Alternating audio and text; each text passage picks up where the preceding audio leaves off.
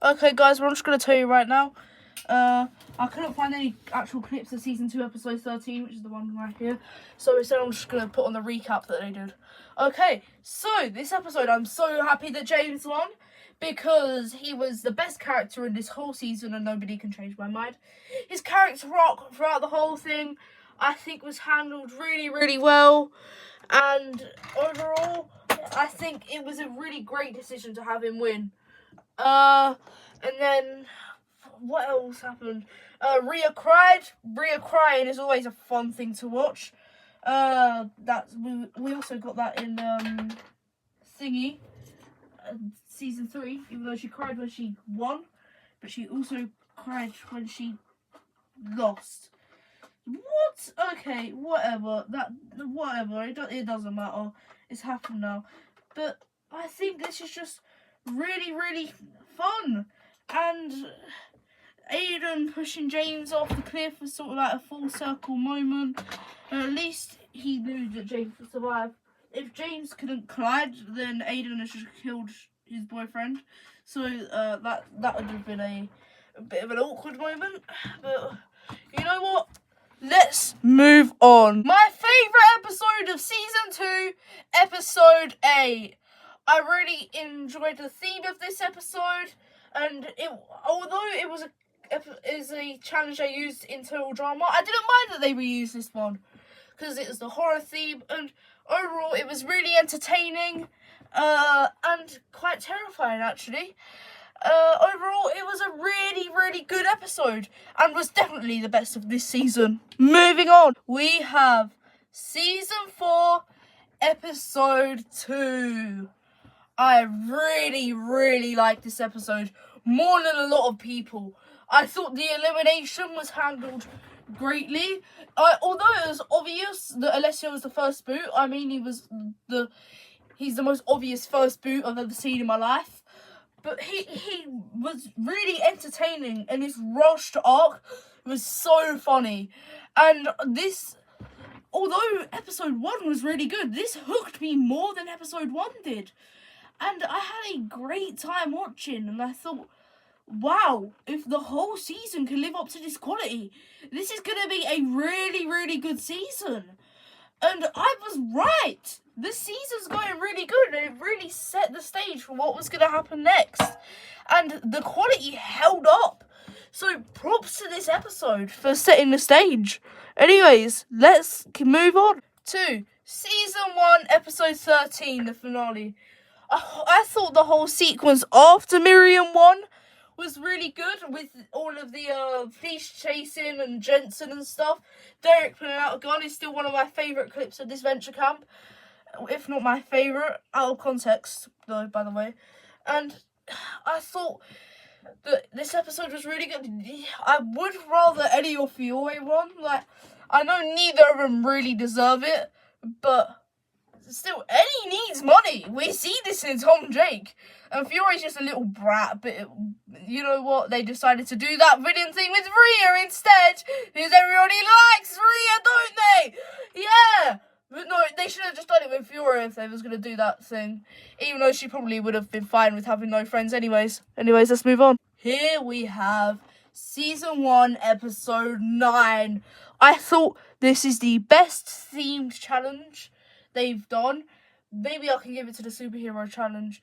And I was really surprised that they showed Eddie's arm being cut off and all of that stuff and blood. And yeah, overall, I think the more mature theme was really, really good. And I could feel the tension between the campers, which is what I always like. And now we come to my favourite episode of Season 1.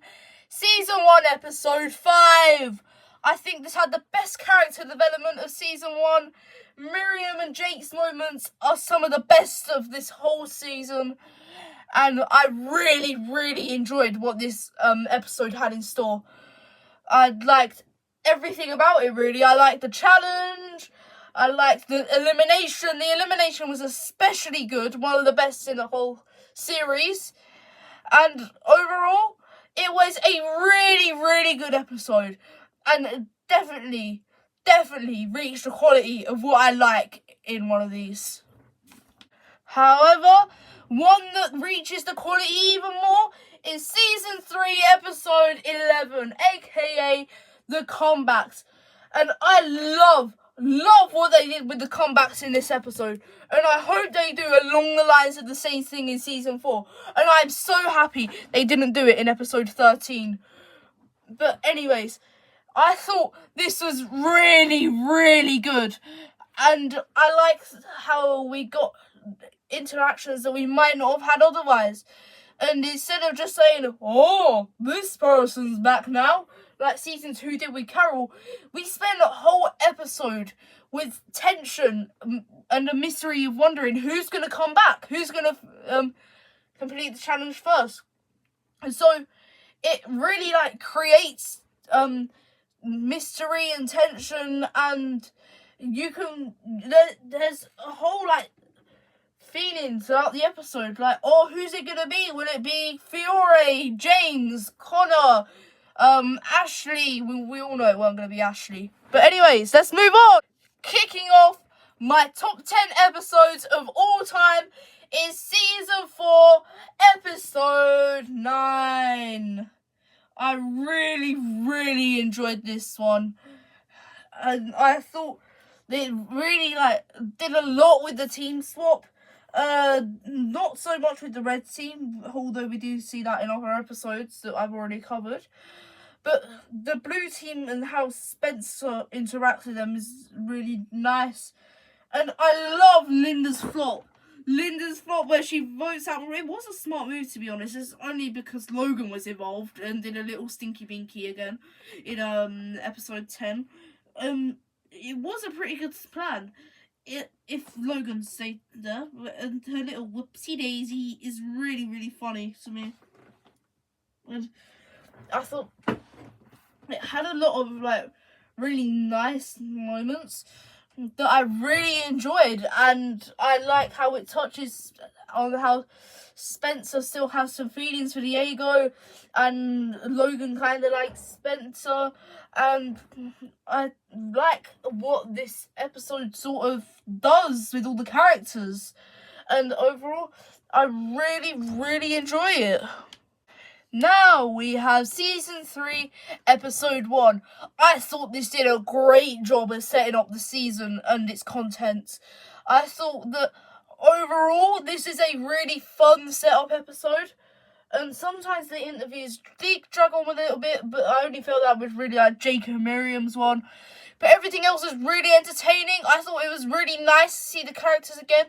And it sort of foreshadowed things that may happen in this season.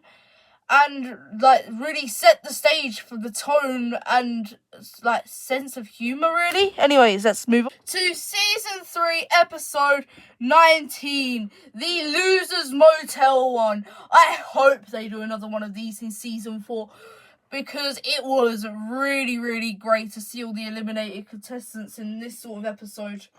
I thought that it was a really fun time with great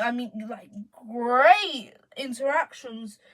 And although I would have liked to see an episode of them just interacting, I do like the challenge aspect of, who's going to help the finalists? And instead of the finalists just choosing, because otherwise we wouldn't have gotten Fiore and James in the finale. Anyways, let's move on. Here we have Staff Stories, Episode 2. I enjoyed this more than the average person. I thought the storytelling was stellar.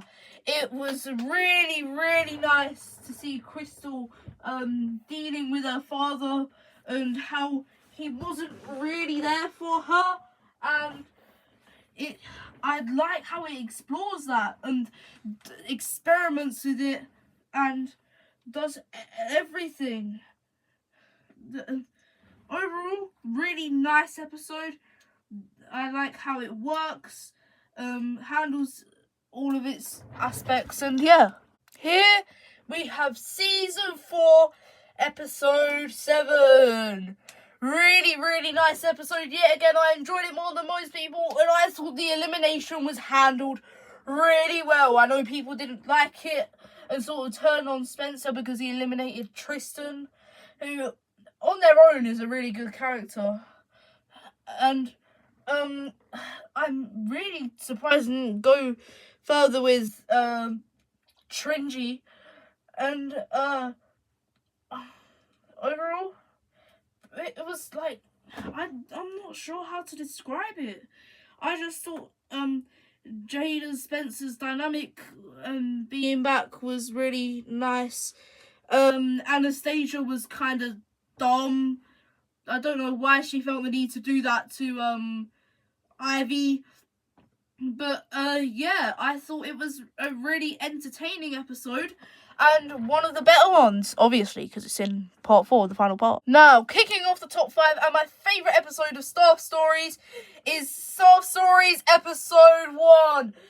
Damn, this is a good episode, especially the alleyway scene. It is really, really good. I enjoy how mature this one is, and how it gets quite dark. And there's a bunch of moments where you're sort of just like, oh, like, no way they went there. And it really builds up tension, and you can, like, feel, like, the emotion and how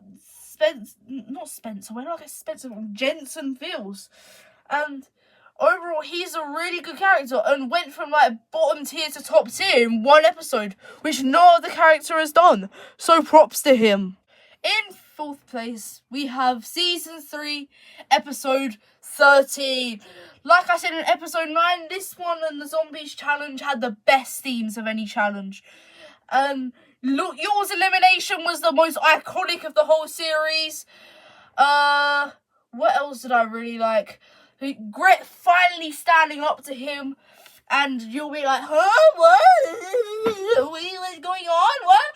And Jake and Aiden finally getting along. Gabby is just great. Of course, the only thing I don't like is Ria, because it's always Ria, isn't it? But overall, this is a really, really fun episode, and easily one of the best in the whole series.